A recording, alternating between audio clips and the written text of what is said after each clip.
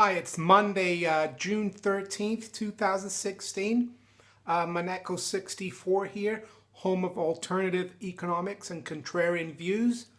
This morning I want to talk about the difference between the Keynesian school of economics and the Austrian school of economics, because you might be thinking, what is alternative economics? And in my view, that's what alternative economics is today, is the Austrian school of economics. Austrian School of Economics is based on the studies of Austrian scholars from the 19th century, and it was followed through by economists like Ludwig von Mises, Alfred Friedrich Hayek, Murray Rothbard from the US. And yeah, that's the Austrian school, the proponents of the Austrian school. Usually, well, not usually, the proponents of the Austrian school argue that economics is not a science. Economics is based on human action. And of course, human action is not predictable. You can look at the past at human action and try to predict future action, but you can't predict it scientifically, like in physics, where you launch, let's say, for example, a rocket, and you know by the weight of the rocket and the speed of a rocket how far the rocket will go if you launch it. That's physics. The Austrian school argues economics is not a perfect science. The other thing that they propose that's very important, it's the main difference between the Austrian school and the Keynesian school. They argue that the best way for economies to run is through very small government and through free markets. And by free markets, they mean a free market for everything, even money.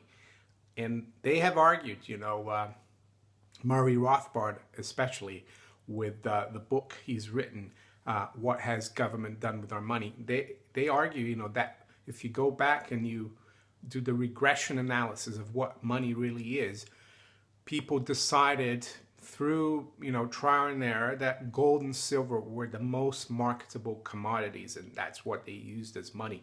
Most marketable just means that it's the commodity that people will accept for in exchange for almost anything. You will take gold and silver for anything, and that basically promotes indirect exchange, which helped the Industrial Revolution, which helped specialization.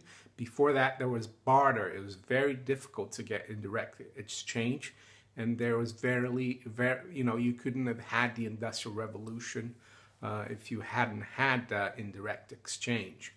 The Keynesian school basically is based on the works of John Maynard Keynes, who was actually a mathematician from the early 20th century in the UK, and he was an advisor to UK governments, for example, during Bretton Woods, and he wrote quite a few important works during the 30s.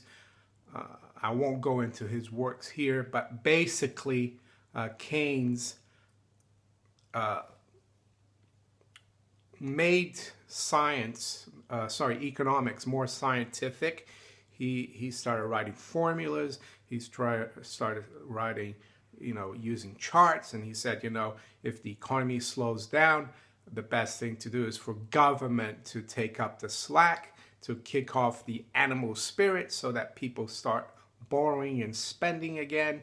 So he was always talking about government, how government could help economies, and he was a proponent of the gold standard at the time.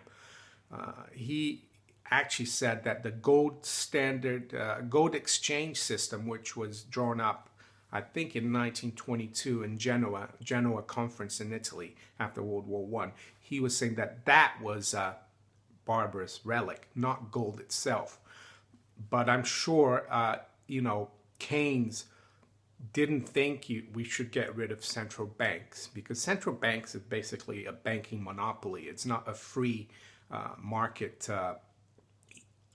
institution. You can't have central banks without government. Governments give, through law, the power to this bank to print the money.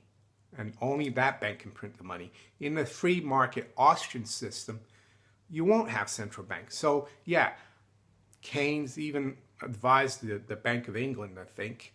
So yeah, that's the main difference. You see, the Keynesian school, a lot of people nowadays, well, the mainstream economics now, today, it's all about Keynesian, you know, interference in the economy. You know, if we have a recession, the government will have to go into deficit to make up for the slack private sector. And then the thing that the Keynesians don't seem to realize is that this Keynesian bandwagon that we've had has a consequence. Yeah, we can keep the economy going by, you know, creating more debt, government debt, to help in times of recession. But what do we end up with? We end up with massive amount of debt that can never be paid back. So what do? They print more money to debase that debt. In an Austrian system, you would have debt, of course, but you wouldn't be able to create debt out of thin air, especially a government. Governments would have to borrow from the free market, and they'd have to be responsible. So in my opinion, to sum up, this is not a long video, the Keynesians, who are in control of our economics nowadays, you know, the Bernankes, the Yellens. Greenspan is a little bit funny because he was a proponent of the Austrian view of free markets. He wrote something in 1966, you know, in favor of gold, but then he joined, you know, the enemy and became chairman of the Federal Reserve. So all the U.S. central bankers nowadays are Keynesians, and governments, of course, love Keynesianism because they can keep borrowing without any consequences. So that's the main difference. Then to sum up, again, sorry, the main difference is that the Keynesian economists, mainstream economists, they don't trust individuals to be clever or have enough common sense to run their lives, you know, and their businesses. They think that there's a small group of people who know best and that they can run everything. So, because if they don't, the world would be, you know, in chaos. But I would argue, you know, look at 2008, look at 2001, look at 1933, you know, look at all the crises we've had, you know, in the last 100 years under the central banking system, all the wars. Has it really been that successful? I don't think so. So that's why in university, I studied economics. I never learned about the Austrian school. It was later that I did it, self-studied the Austrian school. I've been looking at the Austrian school since 2000. I even went to the Mises Institute for their 20th anniversary conference, 2002.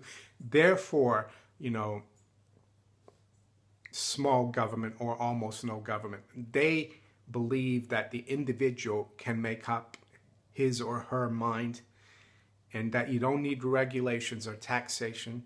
You know, people interact voluntarily and they exchange things voluntarily. They don't need the government to help them do that. And that's the main difference then. Keynesian school believes in government, that they're benevolent and they want to, you know, they know best. And the Austrian school believes in the individual, peace, freedom, and that's the difference. And that's what we're fighting right now, the Keynesians. So if you enjoyed this video, please like, subscribe, and share. Thank you for watching. Take care.